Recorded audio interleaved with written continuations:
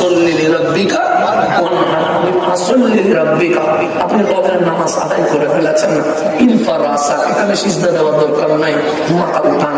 আমার নবী বলবে মালিক আমি আমার জন্য সিজদা দেয় নাই, আল্লাহ বুঝেছে হাবিব আমি তো হাকামুল হাকিমিন, উম্মতের বিচার করছি, আপনি নিশ্চয় সাহাবীদের জন্য সিজদা দিয়েছেন, পেরেশান হওয়ার দরকার নাই, ওদের জন্য আমি কোরআনে বলেছি রাদিয়াল্লাহু আনহুম জান্নাতুল ফেরদৌস রেডি হয়ে গেছে, ওটা বিনা আদালতে দাঁড়িয়ে না দাঁড়িয়ে ডাইরেক্ট জান্নাতে চলে যাবে, টেনশন করার দরকার নাই।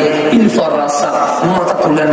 হাবিব বলবেন মালিক আমি সাহাবীর জন্য কান্না করি নাই, আল্লাহ বলে বুঝেছি আপনি ফাতেমার জন্য কাঁদছেন, আলীর জন্য কাঁদছেন, হাসান হুসাইনের জন্য কাঁদছেন, কাঁদতে হবে না, আমি তোমাদের সামনে বলেছি ইন্নামা ইউরিদুল্লাহ লিইউযহিবা আনকুম রিজসা আহলাল বাইত ওয়া ইউতাহহিরাকুম তাতহীরা, তোমাদেরকে আমি জান্নাতের প্রেসিডেন্ট বানাবো।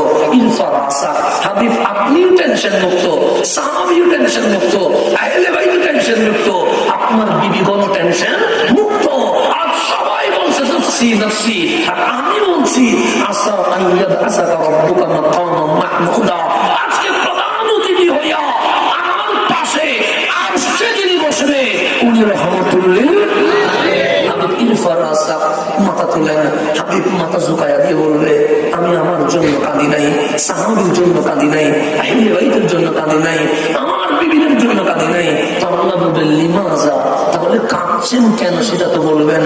হাবিব সিজদার মধ্যে দাঁড়া আমাদের দিকে এভাবে করে দিয়ে বলবে উম্মতি উম্মতি, আজকে আমি নবী কাঁদছি আমার উম্মতের জন্য। আল্লাহ বলবে হাবিব কেমন ভালোবাসেন ওরে।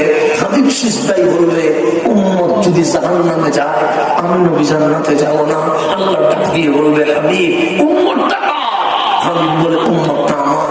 উম্মতের জন্য এরকম কাঁদে এটা আমি জীবনে দেখি নাই। হাবিব যখন কাঁদছে আল্লাহ কলম পড়ে যাবে, কাগজ থেকে যাবে।